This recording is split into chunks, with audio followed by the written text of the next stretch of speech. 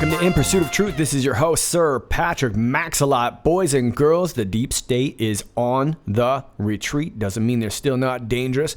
They are switching up their game plan. I've got live footage of the war room. Check it out. Off with his head! And while I don't think that's a very good plan, it is a very easy plan to remember. And it looks like we're getting new information that Christine Blasey Ford has been coached. What do you have to say for yourself, Miss Ford? Yes, he told you. So somebody told you to lie? How many times did they tell you to do that? 100 times, and Amy said no. 100 times? I'm not sure I'm buying your story. But you're getting really good at the cute kid voice, and I don't like that. And I don't like this post either. 2314, 10 minutes after the hour, 1 p.m. We got this ad for Reddit Premium. I'm really not happy about this ad, but let's talk about the title first. Now, I'm not really sure what it means.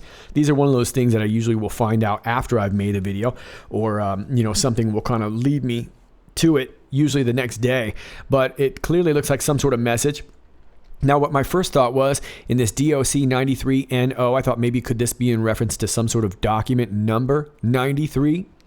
Now, as far as the WSAIK-CSA, I'm not really sure. I would love to read what you guys have to think about that. You can let me know down below. But if I do figure it out later on, I'll let you know either in this video or in the next video what we came up with. But I have a feeling we got a message there. Now, let's get to the Reddit Premium ad. Reddit Premium gives you an ad-free experience, special benefits, and directly supports Reddit. The more Reddit is user-supported, the freer we are to make Reddit the best it can be. And Q says symbolism will be their downfall. And look at all this symbolism here in this. My goodness. First of all, let's start with these little creatures. I don't know what they are. Probably some little MK Ultra creatures. And they're all wearing their eyes wide shut masks, dressed up like they're going to a Rothschild party. This one's got an Iron Eagle on his head. She looks like she's got a third eye. But they're all wearing these creepy little masks, like they're going to some sort of creepy little party. And of course, we've got the cat. We've got the all-seeing eye in the pyramid with the sun behind it, so we know we're talking about Satan. And the all-seeing eye pyramid seems to be upward-facing arrow, which was real similar to the one they used in the I'm With Hillary campaign. Then we got the pentagram here, and we've got the Saturn. We know Saturn is Satan. Now, we've got the lotus flower, too, and that's sort of used in good or bad, but of course, in this context, we're talking about some sort of creepy rebirth kind of thing. It's a symbolism of rebirth normally. Now, above the pyramid here, we have the narwhal, which I thought was kind of interesting. Now, I couldn't find much on the narwhal other than it's sort of a symbol of sort of like solitude or whatever. It may have a different meaning that I'm not aware of, but that's what I found. Now, the one that really upsets me down here is the cake. What are you doing with cake? Why are you putting cake on there? Well, you got to ruin cake. You already ruined pizza. Why do you got to ruin cake too? You know what we need to do when we make America great again? We need to make cake great again, because you are not ruining cake on my channel. This channel is having cake. We are not satanic. We are not pedophiles. We eat regular, old, normal cake. And I'm pissed off about that. It's got a cherry on top. All right, well, from what I can understand, I searched it this morning. I'd never seen this as a symbol before, really. But from what I can understand, is that this is sort of an older pedophile reference, as in, how do I explain this? So let's say that there was somebody online and they're pointing people out to a website, like a URL, that will take them to a child porn site. And then if somebody couldn't find it, they would reply saying there is no cake here. So I've never heard that before until today. I got to admit, it makes me super upset. We are still having cake on this channel. They are not going to ruin everything. Just saying. And then down here it says Memento Humani, which is basically remember your mortality. Everybody dies, essentially, is what I kind of get out of that. Somebody might correct me on my Latin there, but that's basically what I get out of that. So lots of creepy stuff going on here with this Reddit Premium. So it's probably good that we all went over to VOAT, which I call VOAT. Is it VOAT or VOAT? I don't know. I hear it's VOAT. Is that like boat? I guess that makes sense. Either way, symbolism will be their downfall. We're still having cake. We're not having any kind of creepy cake on this channel, folks. We're just having regular old cake. Well, it turns out this narwhal is a Reddit reference. The narwhal bacons at midnight. So it looks like it might not be a satanic reference at all, which I'm glad about, because bacon goes on a Whopper with cheese. Says, the narwhal bacons at midnight is a catchphrase that was created for Redditors to identify themselves in a public place. It is used in fan art, rage comics, and is often referenced as an inside joke in Reddit threads. Redditor Sadra posted a thread on the Ask Reddit subreddit titled, "Hey Reddit, I'm Redditing from the Denver International Airport," and I see, which also has a lot of symbolism, right? And I see a lot of people on laptops around using the free Wi-Fi. Just on the off chance any fellow Redditors here, on August 7, 2009, in the thread description field, Sadra described her attempts at finding Redditors at the Denver International Airport. Redditor Freakin' Wolfie replied saying, "The narwhal bacons at midnight is now the official phrase to identify yourself as a Redditor." It received 661 points, making it the top voted comment in the thread. Okay, well, at least we haven't ruined the narwhal, and we haven't ruined bacon. And we are not ruining cake. You know, I'm going to start making hats. MCGA. Make cake great again. It's not as easy to say MAGA. You have to say McCuga. McCuga. All right, well, it looks like Twitter's getting in on the symbolism action too. Check this out from an Anon on 8chan. Who posts this? Meanwhile on Twitter. Change the world. Use your knowledge of language, technology, design, and blah, blah, blah, blah, blah. The important thing is look at these symbols in the lower left corner right there.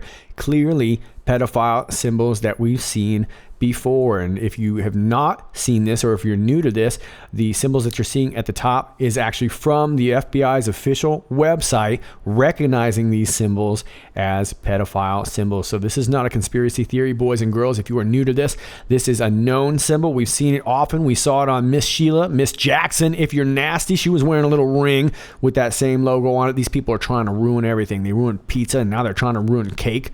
They almost ruined the narwhal. Thank goodness I found that article. It's time to McCuga. Let's move on. Post 23:15, 11 minutes after the hour of 1 p.m. We get another interesting title. We'll get back to that in a second here. But let's take a look at the graphic. Your vote counts. We will do our job to protect the vote. Will you do yours? Fight, fight, fight. Q. Q says, are you registered to vote on November 6th? These people are sick. They are indeed. It takes you to this New York Post article right here. Envelope sent to Mattis. Navy chief test positive for ricin. 2 envelopes addressed to Secretary of Defense James Mattis and Chief of Naval Operations Admiral John Richardson have initially tested positive for the deadly poison ricin at the Pentagon's mail facility, according to a report. The packages, which were delivered Monday, were intercepted before making it into the sprawling headquarters of the Defense Department in Virginia near Washington, D.C., spokesman Chris Sherwood said Tuesday. They triggered alarms as they underwent a security screening at the off-site mail processing center, according to the Military Times. A defense official told CNN that the intended recipients were Mattis and Richardson. And I'd like to stop right there. They were also one sent to, I believe Ted Cruz got one. I believe the POTUS got one. And I wouldn't be surprised if we found out in the next couple of days that some others got some too. Back to the article. On Monday, the Pentagon Force Protection Agency detected a suspicious substance during mail screening at the Pentagon's remote screening facility.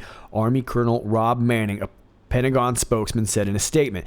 The envelopes were taken by the FBI this morning for further analysis, he said, adding that all U.S. Postal Service mail received at the screening facility Monday was under quarantine and posed no threat to Pentagon personnel. The FBI said in a statement that as the envelopes are undergoing further testing, we will have no further comment. Ricin, a highly toxic compound extracted from castor beans, has been used in terror plots and is lethal in tiny doses, is swallowed, inhaled, or injected. It is 6,000 times more potent than cyanide. If ingested, it causes nausea, vomiting, and internal bleeding of the stomach and intestines, followed by failure of the liver, spleen, and kidneys, and death by collapse of the circulatory system. Boy, that escalated quickly. Good Lord. Yeah, so you can see this is clearly some creepy stuff. And if there's, I guess, a silver lining to these kinds of clouds, we can see that the more desperate the deep state becomes, the further in the hole they're sinking. And when something like this starts to get as intense as it does here, it's going to get real easy for them to slip up. And when they slip up on something big like this, that will shift the public court of opinion very quickly. You see what I'm saying? As we're already seeing the Democratic Party essentially fall apart. It's dissipating more and more. This Kavanaugh situation has gotten ugly, and they have lost a lot of support over this situation, even though it may not seem like that if you're watching certain media conglomerates. But the fact of the matter is that the gloves are off. We're not playing anymore. These people are indeed sick, and that is why it is so important to vote Republican. Save America, vote Republican. Yeah, look, folks, I'll be honest with you. I'm not a Republican myself. I never really consider myself a Republican. I am definitely more conservative. I'm probably more of a libertarian than anything. I don't really love the labels. You know, I love to keep myself malleable, and I've always wanted to be able to allow myself and reserve the right to change my mind. I think that's part of growing up as a human, is knowing that you're not going to think the same way 20 years from now, and hopefully you won't. It means you're getting wiser, I would hope. But the fact of the matter is that right now we're dealing with good and evil. And sadly, it kind of comes down to this party line decision, doesn't it? And that is why this is so important, these midterms. It really, really affects such a massive outcome. So do me a favor, register to vote, grab your friends, and that's like, it's like 8 people right there. So grab your friends, vote Republican. Now back to this title. I'm not really sure. It looks like another message here. We got a Q in here. I'm not quite sure as of yet. It does look like there is a message in there. I a lot of times like to hear your opinions first. That way I can kind of compile opinions and then maybe come up with something a little bit more conclusive. But I have a feeling this post and the previous post, there's something in there that we'll be able to look at and maybe talk about tomorrow. But while we're on that, I want to point something out here. And ladies and gentlemen, for those of you who are new, my apologies. Sometimes this can move so fast, this whole QAnon thing, that if you get confused along the way, it's very, very easy to do, and that's fine. We all get a little bit confused about a lot of this stuff. There's a lot of information that we're all trying to take in, and that's why we're all doing this together. But I want to point out, let me give a shout out here to Real.G on Twitter. His Twitter handle is @Pray4DJT. I suggest that you follow the gentleman. He's a very nice man. That's @Pray4DJT.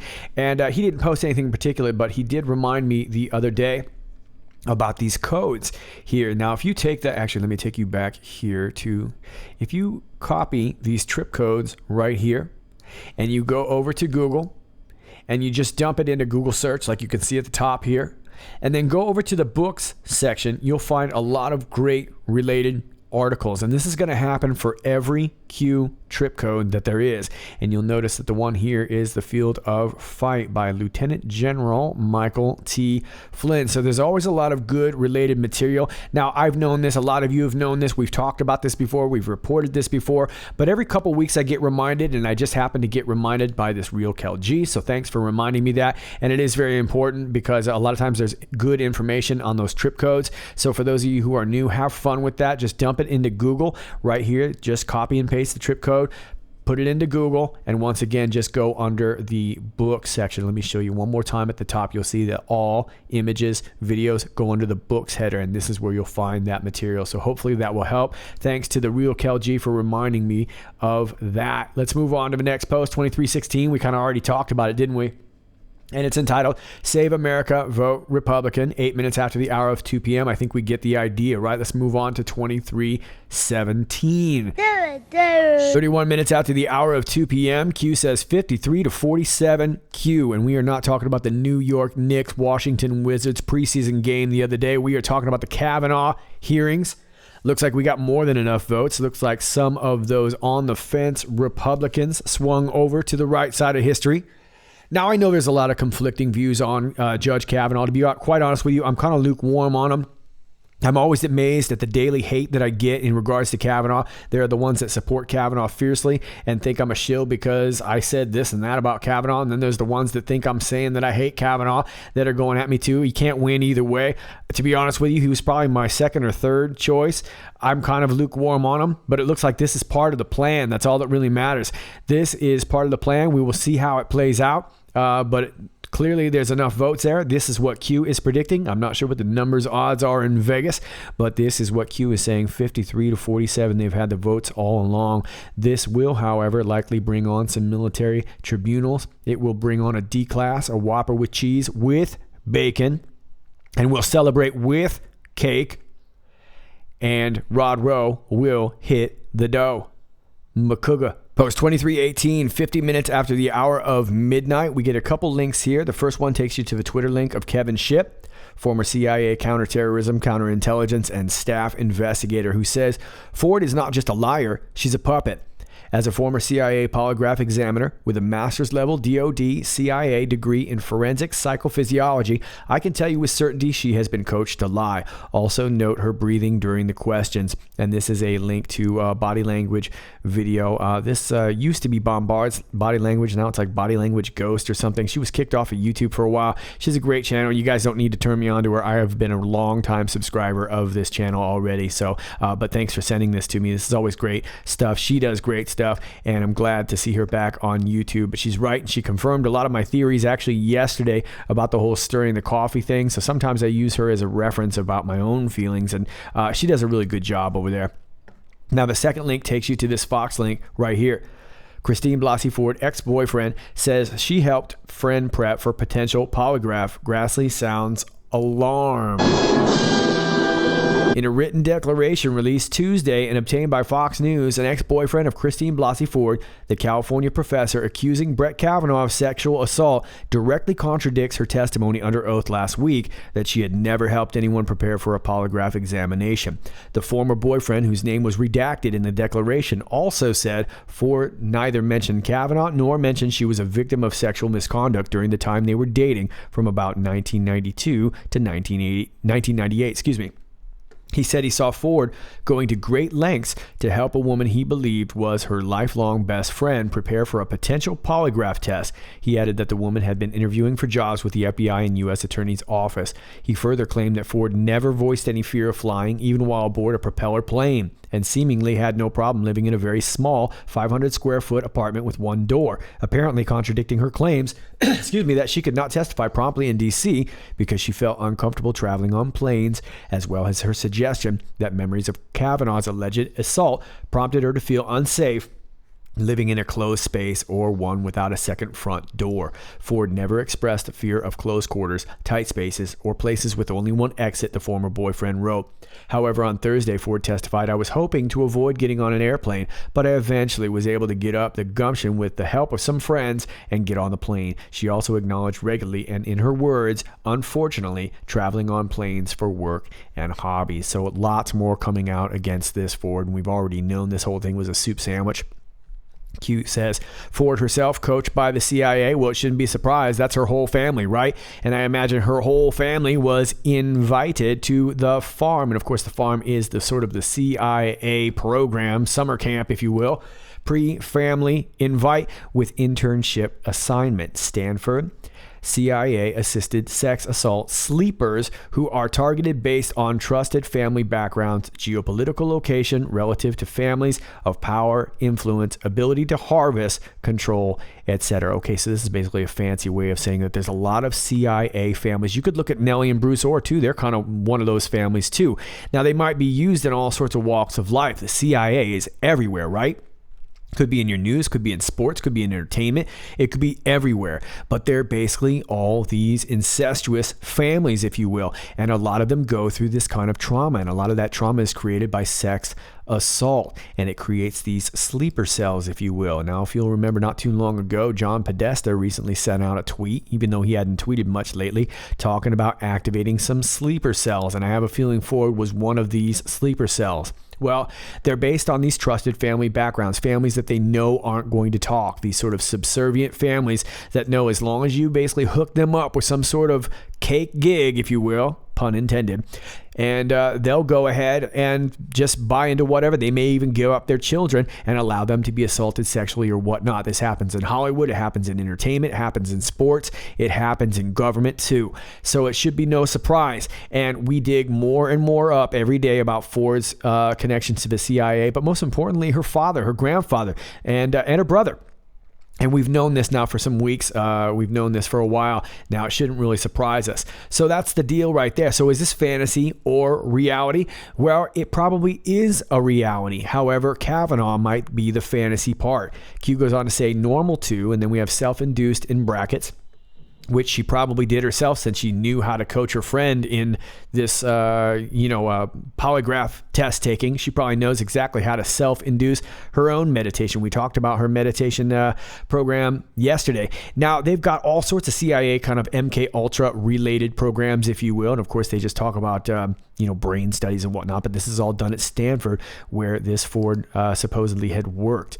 Now, we don't see any, I don't see any of her lectures on YouTube or anything like that. So that kind of leads me to think that that's probably a lie too. Doesn't mean she's not involved in Stanford, but she clearly was involved in a lot of this self-induced, whether you want to call it hypnosis or meditation or whatnot, in stages to exhibit past trauma level events with friendly therapy sessions, closed-eye sessions, right? Notated as undefined.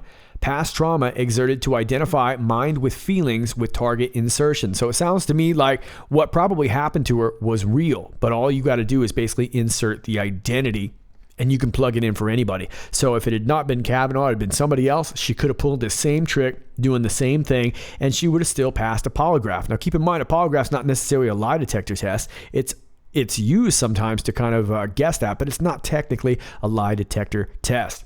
Q goes on to ask, polygraph administered by former FBI agent. Who was the agent? Background, Mueller era. It was indeed a Mueller era guy. It's this guy, Jeremiah Hanifin, from Hanifin Polygraph Services. Now, this is his LinkedIn, and it looks like it hasn't been updated in quite some time, which also makes me think this is kind of weird, considering this guy's still in business, I guess. Owns this Hanifin Polygraph Services located in Arlington, Virginia, provides a wide range of polygraph services to attorneys, businesses, and private individuals. Let me see if I can blow that up there.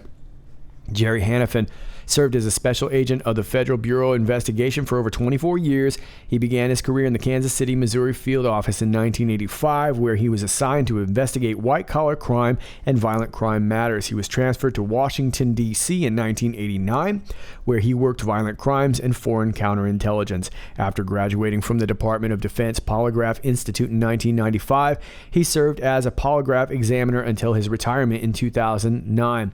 He conducted polygraph tests in a number of high-profile criminal and espionage cases, to include conducting exams in Nairobi, Kenya, after the U.S. Embassy bombing in 1998, and several sensitive exams following the attacks on September 11, 2001. Wow, I wonder what more we're going to find out about this guy.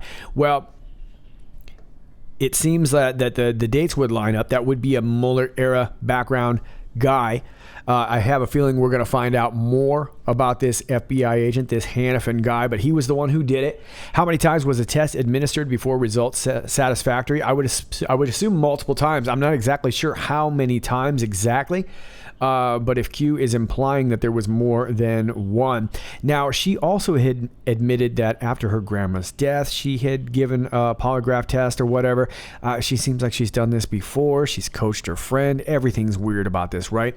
Were questions modified to create positive results? They indeed were. Let me take you over here to this other Fox link, and this is talking about how the lawyers, even though they were supposedly pro bono, even though I showed you a video of Miss Sheila Jackson, if you're nasty, handing the lawyer some money, but they said that they paid for the polygraph themselves.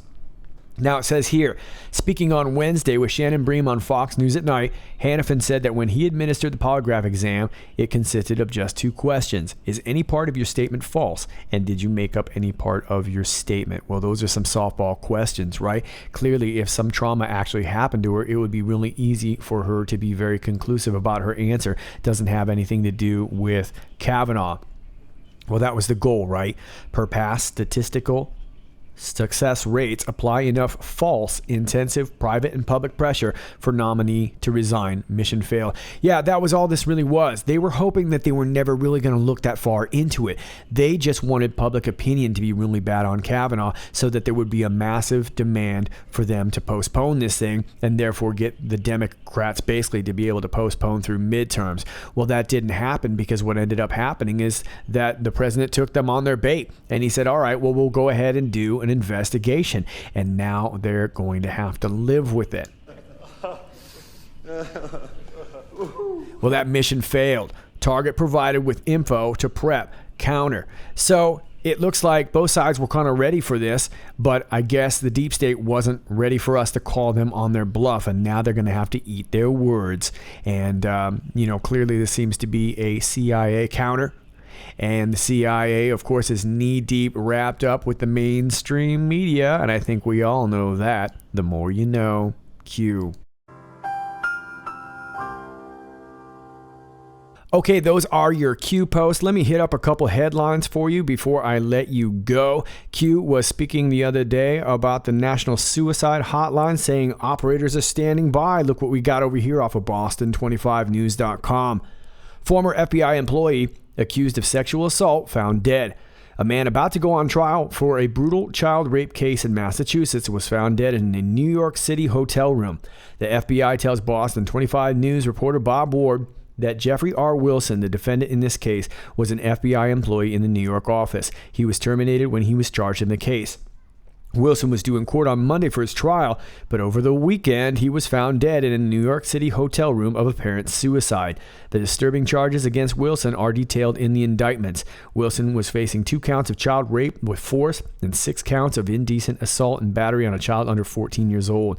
There are 2 victims in this case, and the attacks allegedly occurred in Grafton, Massachusetts. The alleged attacks dated back to 1998 and continued to 2006. Wilson was free on $5,000 cash bail and due back in court Monday for a plea agreement. Instead, Wilson was found dead in Queens, New York over the weekend. It is believed rather than plead guilty in Worcester on Monday, Wilson killed himself Saturday night. Court records indicate at the time of his arrest, Jeffrey Wilson was employed by the New York office of the FBI working computer investigations.